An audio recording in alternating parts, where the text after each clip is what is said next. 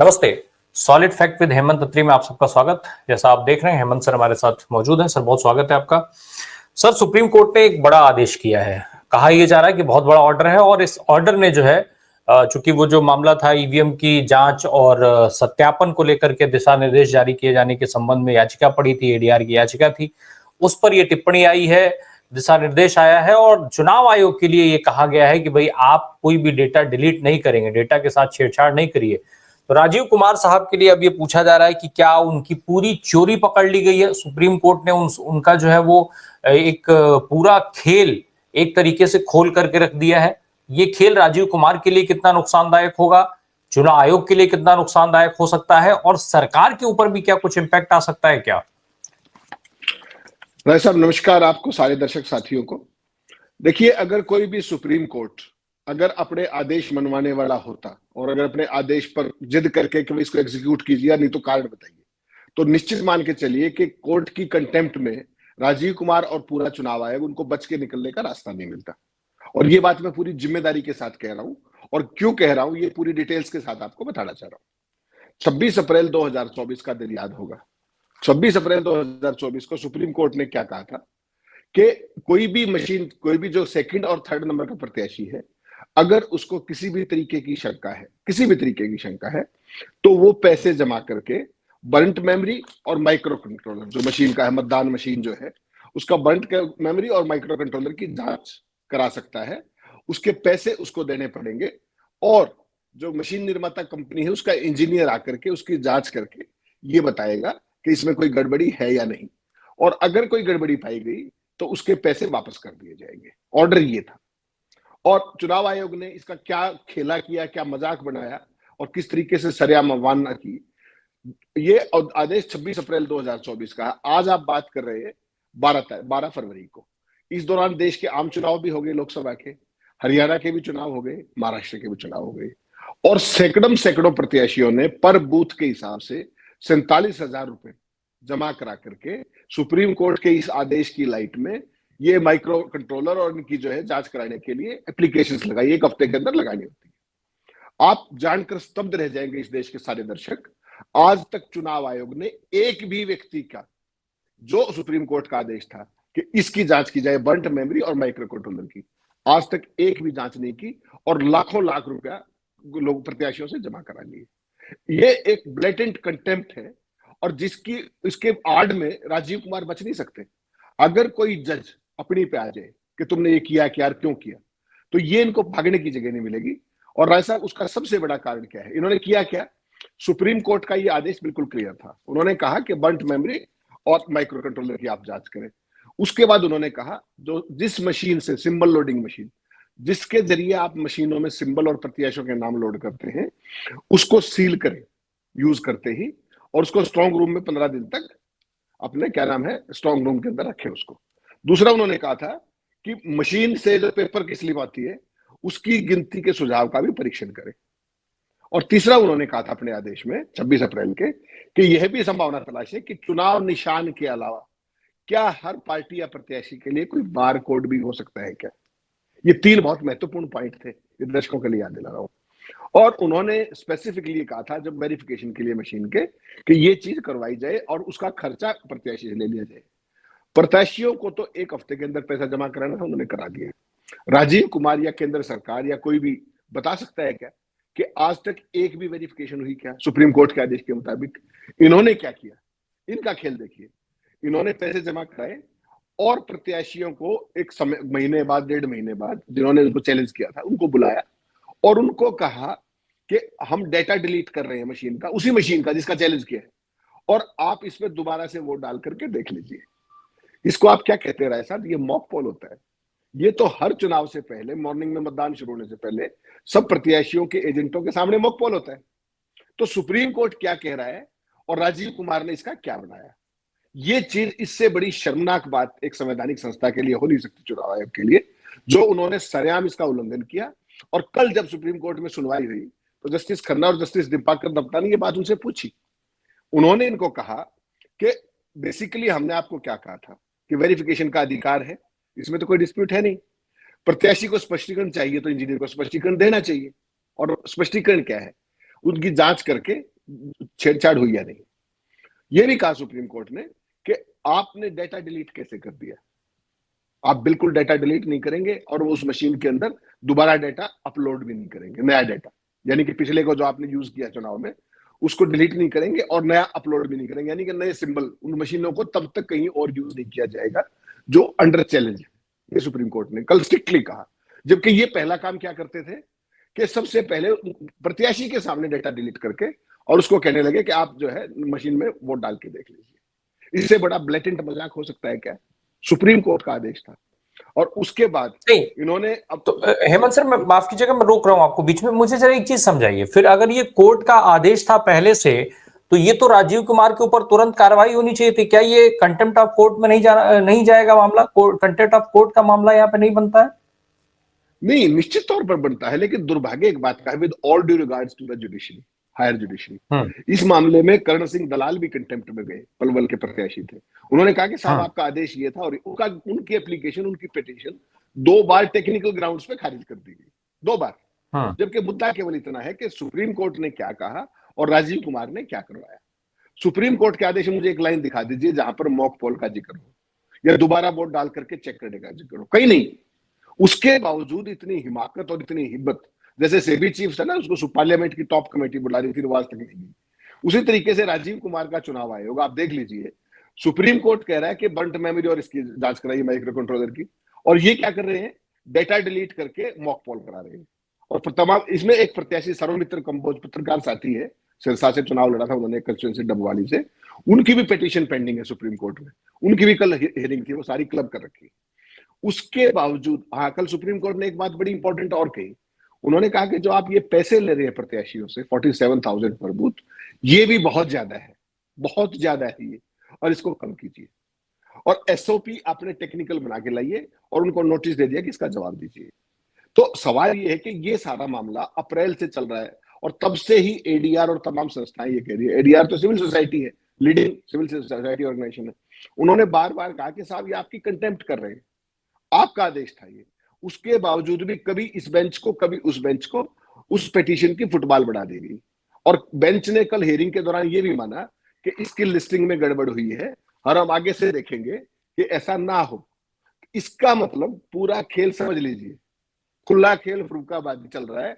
चुनाव आयोग supreme court की बात नहीं सुनता, आप सुप्रीम कोर्ट में कंटेम्प्ट में जाएं, दोबारा से पिटीशन में जाएं, एसओपी की मांग करें, तो वो पिटीशन इधर उधर कर दी जाती है ताकि उसमें सारा मामला, ये सारे बच निकले। आप ये देखिए राजीव कुमार के कितने दिन बचे हुए हैं, आज से मिलाकर के 6 दिन बचे हुए हैं, और उसके बाद इस तरह की स्थिति करना है। और आपको डेटा डिलीट करने के लिए किसने कहा? जो मशीन ऑलरेडी चैलेंज में है उसका डेटा आप कैसे डिलीट कर सकते हैं, और आप प्रत्याशी के सामने उसका डेटा डिलीट कर रहे हैं। नहीं तो अब सर्वमित्र कंबोज ने वही कहा कि आप मशीनों को मत छेड़िए, मैं कोर्ट में जा रहा हूं दोबारा। और बहुत सारी जगह पे सुप्रीम, इसमें यह भी किया चुनाव आयोग ने, चुनाव आयोग के इशारे पे अधिकारियों ने, कि आपने चैलेंज कर रखा है, तो बहुत सारे, और फिर उसके बाद आप चले गए हाईकोर्ट में इलेक्शन पिटीशन में, क्योंकि टाइम होता है 1 महीने का। आप इलेक्शन पिटीशन में जैसे ही गए, अधिकारियों ने चुनाव आयोग के क्या किया कि हम आपकी वेरिफिकेशन भी नहीं करेंगे, क्योंकि आप चुनाव याचिका में चले गए हैं। चुनाव याचिका में आदेश मना किया है क्या कोर्ट ने कि आप वेरीफाई मत कीजिए? तो ये सारा गोरख धंधा चुनाव आयोग राजीव कुमार के नेतृत्व में सरेआम देश में चल रहा है। पूरा आम चुनाव चला गया, लोकसभा का, हरियाणा का चुनाव चला गया, महाराष्ट्र का चुनाव चला गया, सैकड़ों प्रत्याशियों ने वेरिफिकेशन के लिए पैसे जमा करा रखे हैं, करोड़ों रुपए जमा है, और उसके बावजूद ये हाल हो रहा है सुप्रीम कोर्ट के आदेश का। ये दर्शकों को बताना जरूरी है। अब एक चीज और समझना चाहता हूं सर, अब तो डेटा डिलीट नहीं करने का आदेश दे दिया, तो डेटा अगर डिलीट नहीं किया जाएगा तो क्या पूरा पूरा जो खेल हुआ है वो पूरा खेल खुल पाएगा, पूरा खेल खुल जाएगा? राय साहब, अगर सुप्रीम कोर्ट, मैंने वही कहा आपको ओपनिंग में, with all due regards to the higher judiciary, अगर वो अपनी पे आ जाए, इनको एक टांग पर सुप्रीम कोर्ट में खड़ा कर सकते हैं कि आप ये बताइए कि हमने आपको क्या कहा था और आप 24 अप्रैल 2024 से लेकर 24 से लेकर अब तक क्या कर रहे हैं। एक ही सवाल पूछना है कि आपने अब तक कितनी बंट मेमोरी और माइक्रो कंट्रोलर की जांच कराई, और अगर नहीं कराई तो क्यों नहीं कराई। एक सीधा ही सवाल बता रहा हूं जो जज पूछते हैं वहां पर, पहला सवाल। और दूसरा सवाल ये कि जो 47,000 रुपए जमा करा के आपको ये किसने कहा था कि आप मॉक पोल करा दीजिए, दिखाइए ऑर्डर में कहा लिखा हुआ है। तो ये सुप्रीम कोर्ट के आदेश का अर्थ का अनर्थ बना करके चुनाव आयोग ने अपने तरीके से अपनी सुविधा के हिसाब से सारे खेल को अंजाम दे दिया और अब लगातार अपनी चोरी बचाने के लिए प्रयासरत है। इससे ज्यादा कुछ नहीं है। अब ये डिपेंड करेगा कि जो हायर जुडिशरी का जो अब तक खेल रहा है पूरा, वो इस मामले में सारे के सारे जज, माफ कीजिएगा, बचना चाहते हैं इससे। कोई इसमें अपने हाथ नहीं देना चाहता। हकीकत यह है कि कोर्ट ने आदेश तो कर दिया, अब उनको उनके पास भी इससे निकलने का रास्ता नहीं मिल रहा। वो करें तो करें क्या? ऑर्डर में लिखा हुआ है, ये दोनों ही बातें लिखी हुई है, बंट मेमोरी और माइक्रो कंट्रोलर की जांच और उसके बाद जो भी कुछ हो वो सारी स्थितियां। तो लेकिन ये नहीं कर रहे। अब बार बार इलेक्शन पिटीशन में लोग जाते हैं और उसके बाद हर बात कभी इस बेंच में कभी उस बेंच में, जबकि ये फैसला मूल रूप से जस्टिस खन्ना का ही था। आप जो अप्रैल 2024 का फैसला देखेंगे वो जस्टिस खन्ना का और दीपांकर दत्ता का ही था। उसके बाद तमाम याचिकाएं आई और चली गई इन्हीं एसओपीज को लेकर के। आज तो कोई एंटरटेन नहीं है। अब ये 3 फाइल हुई थी, एक खारिज कर दी कर्ण दलाल की, दूसरी अब एडीआर क्योंकि वो सिविल सोसाइटी ऑर्गेनाइजेशन है, और सौरमित्र कंबोज जो कि इस मामले में पार्टी है, उन दोनों की पिटीशन चल रही है। सौरमित्र कंबोज ने स्पेसिफिकली ये कहा है कि साहब मैंने पैसे जमा कराए थे वेरिफिकेशन के लिए आपके आदेश के मुताबिक, और ये मॉक पोल कर रहे, इन्होंने डेटा डिलीट कर दिया। उसी बात पर ये सुप्रीम कोर्ट ने कहा कि आप डेटा डिलीट कैसे कर सकते हैं, हमने तो डेटा डिलीट के लिए नहीं कहा, और मॉक पोल के लिए किसने कहा है?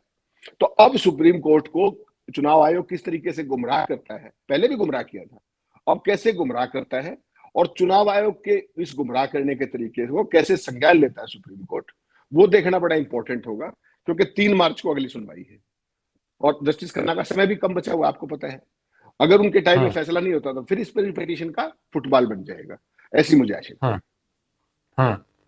नहीं वो तो ठीक है सर, लेकिन अब हम इस पूरे मामले को समझे। आपने 2 अलग अलग एंगल खोल दिया है। एक, इस मामले में ये जो दिशा निर्देश मिला है वो चुनाव आयोग ने सुप्रीम कोर्ट की अवमानना की, और दूसरा ये चर्चा, और भाई आपने अभी बताया, दूसरा जो पहले से चर्चा चल रही थी वो ये कि राजीव कुमार के ऊपर एक नकेल कसने की बात आ रही है। तो इसमें से वास्तव में क्या माना जाए? राजीव कुमार के ऊपर नकेल कसी है सुप्रीम कोर्ट ने, या फिर वो अपनी अवमानना से अपना गला बचा रहा है कि भाई हमारी बेइज्जती कर रहे हो ठीक है, लेकिन कम से कम दायरे में रह करके करो? साहब एक बात समझनी पड़ेगी, राजीव कुमार ने तो खेल जो करना था वो कर दिया। सवाल तो केवल ये था कि इस दौरान में अप्रैल से लेकर के 26 अप्रैल 2024 से लेकर के अब तक 10 महीने में सरेआम सुप्रीम कोर्ट के आदेशों की धज्जियां उड़ती रही। तमाम लोग चुनाव आयोग के खिलाफ सुप्रीम कोर्ट में गए, उनको कहा कि साहब आपके आदेश के मुताबिक एसओपीज नहीं बनाई, आप इनके खिलाफ कंटेम्प्ट में हमारी एप्लीकेशन लीजिए। तमाम लोग गए और वो सारी खारिज होती रही। आप समझ जाइए बिटवीन द लाइन्स क्या खेल है। और अब आखिर में जाकर के पिटीशन कौन सी एंटरटेन हुई? पहली पिटीशन एंटरटेन हुई एडीआर की, जिसमें उन्होंने एसओपी बनाने की बात की है कि साहब आपके आदेश की लाइट में नए एसओपी बना दिए जाए। कंटेम्प्ट वाली तो कर्ण दलाल की खारिज कर दी सुप्रीम कोर्ट ने। अब भी समझ लीजिए क्यों, क्या खेल है। और दूसरी सौरमित्र कंबोज की कि साहब मैं तो हारने वाला प्रत्याशी हूं और मेरे साथ ये हो रहा है, इसके ऊपर आप गाइडलाइंस दीजिए। तो अल्टीमेटली तो अगर सुप्रीम कोर्ट का तो पहला ही सवाल क्या है कि आपको किसने कहा था ये मॉक पोल कराने के लिए? पहला सवाल यही बनता है, नहीं बनता? हमारा आदेश है ये, माइक्रो कंट्रोलर और इसका बताइए आपने कितनी कराई? तो सारे लोग दुर्भाग्य से इस मामले में अपने हाथ जलाने से बचना चाहते हैं, जो अब तक का एक्सपीरियंस निकल के आ रहा है कि कोई इस मामले में, सबको पता है खेल क्या हो रहा है, लेकिन कोई भी इस मामले में अपना हाथ नहीं जलाना चाहता। ये बहुत ही अनफॉर्चुनेट सिचुएशन है। जस्टिस खन्ना ने कल कम से कम ये तो कहा कि आप अपना जवाब दीजिए इस पर, और ये पैसे कम कीजिए, और डेटा डिलीट नहीं करेंगे आप, और ना ही नया डेटा अपलोड करेंगे। लेकिन एक बात तय मान के चलिए राय साहब, इस देश की डेमोक्रेसी किस मुकाम पर आ गई है, थोड़ा ये देखिए। सुप्रीम कोर्ट के चीफ जस्टिस जो आज है जस्टिस खन्ना, उनकी बेंच का फैसला था ये, और उनकी बेंच का फैसला कैटेगरिकल था कि मशीन के ऊपर अगर किसी को शक है तो उसके इंजीनियर की जांच करा करके वेरिफिकेशन करने का अधिकार है, और पैसा अगला दे रहा है, आपको क्या परेशानी है? अगलों से 47-47 हजार रुपये जमा करा लिया आपने, और अब तक पूरे देश का आम चुनाव हो गया, पूरे देश का सैकड़ों लोगों ने चैलेंज किया, एक का भी नहीं कराया आपने। या तो आप उनको बुलाते नहीं है, किसी को बहाने से टरका देते कि आप तो कोर्ट में चले गए, इलेक्शन पिटीशन में चले गए, हम आपका नहीं करेंगे।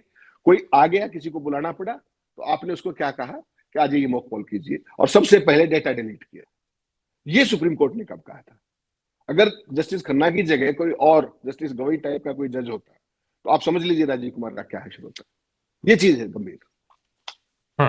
ये पूरा खेल एसओपी के नाम पे ही हो रहा है, चाहे वो राजीव कुमार की तरफ से हो रहा हो या सुप्रीम कोर्ट की तरफ से हो रहा हो। एसओपी का जिक्र करके और तमाम सारे हवाले दे करके सारा खेल पलट दिया जा रहा है।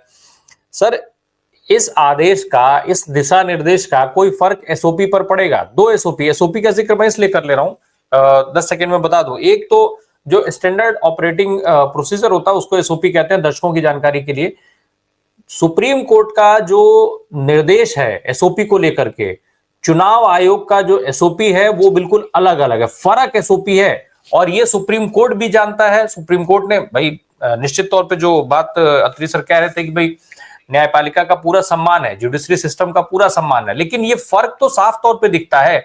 हम अगर समझ सकते हैं उस फर्क को, तो क्या सुप्रीम कोर्ट में जो जज बैठे हैं, जो सीजेआई बैठे हैं, उनको ये फर्क समझ में नहीं आ रहा है कि दिशा निर्देश कुछ और था, एसओपी कुछ और है, और उसको लागू किसी और तरीके से किया जा रहा है। वो तीसरा एंगल है।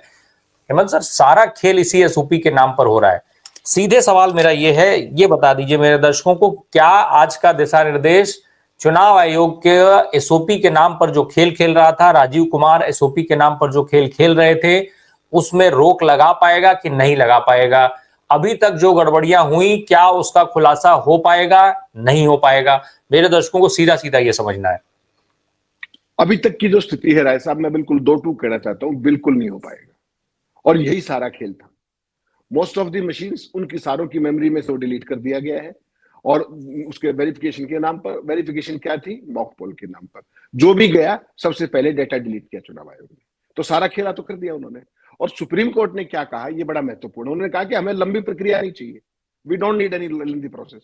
आप डेटा रिलोड ना करें, पहले डेटा ना तो डिलीट करें और न ही नया डेटा रिलोड करें उस मशीन के अंदर जो अंडर चैलेंज है। अब समस्या इसमें क्या है साहब, एससी सुप्रीम कोर्ट भी अपनी ही बात में फंस गए हैं। एक तरफ दुर्भाग्य से वो ये सारी बातें ये नहीं कह सकते कि हमने नहीं कहा था ऐसा, कि आप बर्ड मेमोरी और माइक्रो कंट्रोलर की जांच करेंगे, ऐसा तो नहीं कह सकते। वो तो आदेश है, पूरी दुनिया में लाखों कॉपियां बटी हुई है उसकी, और चुनाव आयोग नहीं कर रहा है, ये उनको उसके खिलाफ कार्रवाई भी नहीं कर रहे, ये भी सच बात है। और इसी द्वंद के अंदर आकर, उसी का लाभ उठा करके, उसी सुप्रीम कोर्ट के ढीले रवैये का लाभ उठा करके राजीव कुमार ने जो लोकसभा में खेल करना था वो कर दिया, जो हरियाणा में करना था वो कर दिया, जो महाराष्ट्र में करना था वो कर दिया, और जनता ठन ठन गोपाल है। हकीकत ये है। सुप्रीम कोर्ट के आदेश की अगर ये स्थिति हो सकती है, तो आप समझ लीजिए कि बाकी संस्थाओं का क्या हाल होगा। और कर कौन रहा है? दूसरी संवैधानिक संस्था, चुनाव आयोग, जिसका संविधान के कानूनों के मुताबिक जिसका गठन किया गया है। तो आप समझ लीजिए देश किस दिशा में जा रहा है। लगातार पिटीशन आई है, लगातार पिटीशन आई है, और एक के बाद एक के बाद एक, सारी की सारी खारिज होती चली गई। अल्टीमेटली ये होगा क्या कि ये भी जो इन्होंने बताया है, ये नहीं करेंगे जांच इसकी, आप लिख के ले लीजिए मुझसे। सुप्रीम कोर्ट ने जब ये आदेश किया था, अगर कोई इसमें गड़बड़ थी तो चुनाव आयोग ने आदेश के समय क्यों नहीं कहा कि साहब ये ऐसा नहीं, ऐसा है, या हम ऐसा करेंगे? उन्होंने क्या कहा और आपने क्या किया, इसकी जवाबदेही होगी ना किसी की। और ये मत भूलिए कि कोई सिक्किम या नॉर्थ ईस्ट का राज्य नहीं है, इसी के तहत पूरे देश के चुनाव करा दिए गए, और तमाम लोगों ने उसके लिए वेरिफिकेशन के लिए फाइल की, वो सारी के सारे पैसे जमा कराए, नहीं किया किसी का। इससे ब्लेटेंट कुछ वायलेशन हो सकती है क्या? ये तो सारे देश को समझने की जरूरत है। मुझे अब एक चीज बता दें सर, इसका मतलब राजीव कुमार को जो फटकार लगाई गई है, चुनाव आयोग को जो फटकार, जो लताड़ लगाई गई है, वो लताड़, उस लताड़ की आड़ में सुप्रीम कोर्ट ने अपने को बचाया है, अपनी चीजें छुपाई है, अपने कार्यप्रणाली को वो छुपाने की कोशिश कर रहे हैं। ये बार बार बहस के दौरान आया कि साहब आपने ये कहा था, आपने ये कहा था, आपने ये कहा था। और सुप्रीम कोर्ट में लगातार ओपन कोर्ट में बहस होती है, वहां कोई क्लोज डोर तो बहस है नहीं। सारे वकीलों ने देखा, सारी पार्टीज ने देखा, सब कुछ देखा। जब उसमें एक बात सामने आ गई थी, और फिर भी कोई चुनाव आयोग को कंफ्यूजन था, क्या उनको क्लैरिफिकेशन लेना चाहिए था नहीं, बिना एसओपी के बनाने से पहले, अगर कोई कंफ्यूजन था तो? क्योंकि आदेश में तो क्लियरली मैंडेटेड है कि बर्न्ट मेमोरी और माइक्रो कंट्रोलर की जांच होगी। अगर इनको कोई परेशानी थी, अच्छा अगर मान लीजिए इनको ये नहीं था, फिर पैसे किस बात के जमा कराए? स्पेसिफिक ऑर्डर है कि कंपनी का इंजीनियर आएगा, वो वेरीफाई करके देगा, दूसरे नंबर या तीसरे नंबर का प्रत्याशी जो उसको चैलेंज कर रहा है, कि जो पैसे जमा करा रहा है, कि भाई इसकी जांच करके वो बताएगा कि इसके अंदर गड़बड़ हुई है या नहीं हुई है। नहीं कराए, कर लीजिए, आप क्या करेंगे? और सुप्रीम कोर्ट अब ये भी नहीं कह सकता कि हमने ऐसा नहीं कहा था, अपनी ही बात में फंस गया, अपने ही आदेश में फंस गए। तो इधर जाओ तो कुआ, उधर जाओ तो खाई। और चुनाव आयोग सुनने को तैयार नहीं है। चुनाव आयोग ने जो खेल करना था कर दिया, अपने हिसाब से चुनाव करा दिए लोकसभा के। लोग घूमते रहे, प्रत्याशी घूमते रहे, किसी की आज तक तो हुई नहीं वेरिफिकेशन, तो उस आदेश का मतलब क्या रह गया? सवाल तो ये है ना साहब। अब लेकिन फिर इसके आगे क्या? ये पिटिशन चल रही हैं, सुनवाइयां चल रही हैं, याचिका चल रही है, राजीव कुमार साहब का समय पूरा हो रहा है, खन्ना साहब का समय पूरा हो रहा है, आप कह रहे हैं कि फुटबॉल बन जाएगा। हासिल क्या होगा? जनता को क्या हासिल होगा इस चुनाव को, इस याचिकाओं को लेकर के? जनता के सामने वो सच फिर आएगा कैसे, जब हर चीज इस तरीके से चल रही है? मशीनरीज आपकी हैं, सिस्टम आपका है, संस्थाएं आपकी हैं, सब आपके इशारे पर चल रहा है। आदेश, पिटिशन आपके इशारे पर, आदेश आपके इशारे पर। सच कहां जाएगा? कैसे सच आएगा सर जनता के सामने? राय साहब, ये सच तो तभी आएगा जब इस सारे मामले में दोबारा, इस पूरे मामले को दोबारा से टेकअप करना पड़ेगा सुप्रीम कोर्ट की बेंच को, और सारे का सारे मामले में कि ये आदेश था, ये व्यवहारिक बातें थी, ये आपने बहस की थी, ये इन्होंने बहस की थी। मूल मुद्दा कहां से चला था? मूल मुद्दा ये था, जब बिल्कुल आरंभ में बात हुई थी कि 100% वीवीपैट की जांच कराई जाए, मिलान किया जाए, जो अभी तक 5% करते हैं। तो तब ये कहा कि 100% के कराने का तो संभव नहीं है, वो व्यवहारिक नहीं है। उसके बाद जब ये आया कि भाई अगर प्रत्याशी चाहे, दूसरे नंबर का या तीसरे नंबर का प्रत्याशी, वो चाहे तो पैसे जमा करा करके, हर बूथ के हिसाब से पैसे जमा करा करके, बूथ का फैसला भी वही करेगा, प्रत्याशी या उसका एजेंट, कि हमने इस बूथ का कराना है, और उसके हिसाब से उसकी बर्ंट मेमोरी और इसका माइक्रो कंट्रोलर की जांच करेगा। इंजीनियर आएगा खुद और वो बताएगा कि इसमें कुछ गड़बड़ी हुई है नहीं हुई। साथ ही सिंबल लोडिंग मशीन, उसको भी सील करने की बात की गई थी, लेकिन इन्होंने तो कुछ किया ही नहीं ना। इन्होंने तो जो मर्जी है उसके हिसाब से, आपने चैलेंज किया, सबसे पहले आपको बुलाया और मशीन का डाटा डिलीट किया, खेल ही खत्म हो गया, आप कहीं घूमते रहिए जय। जिसमें जो मशीन अंडर चैलेंज है, उसका डाटा किस अथॉरिटी के साथ चुनाव आयोग डिलीट कर सकता है, मुझे ये बता दीजिए। सुप्रीम कोर्ट को तो पहला सवाल यही पूछना चाहिए था कि आपको किसने कहा था डाटा डिलीट करने के लिए। लेकिन उसके लिए फिर वो जो कुछ चाहिए, वो तो आप समझ सकते हैं सारी बातों को, जिस तरीके से इन पिटीशंस की अब तक फुटबॉल बनी है। अभी भी करण दलाल की जो कंटेम्प्ट की पिटीशन थी, वो तो अभी डिसमिस ही हुई है, अब कौन सा उसको स्वीकार कर लिया? करण दलाल क्या कह रहे थे? करण दलाल तो यही कह रहे थे कि आपका आदेश ये है, ये कर रहे हैं, तो वो तो क्लियर कट कंटेम्प्ट है। अगर कोई लीगल और टेक्निकल ग्राउंड था भी तो उसको करेक्ट करने का टाइम दे सकते थे, लेकिन दोबारा से खारिज कर दी। तो आप समझ लीजिए, दोनों अपना रास्ता बचने का देख रहे हैं। तो दोनों अब एक दूसरे को बचा रहे हैं, दोनों एक दूसरे को बचाने में लगे हुए हैं। सुप्रीम कोर्ट अपनी अवमानना बचा रहा है और चुनाव आयोग अपना पूरा खेल ढक रहा है। इस पूरे ढकने और बचाने के खेल में पिस रही है सिर्फ जनता, उसका सच छुपाया जा रहा है। सियासी दल अपनी जगह पर बैठे हुए हैं, जनता वोट किसको दे रही है, कहां जा रहा है, ये सवाल आज भी वो लेकर के घूम रही है। कब तक घूमेगी पता नहीं। बहुत बहुत धन्यवाद हेमंत सर, हमसे बात करने के लिए। Thank you so much.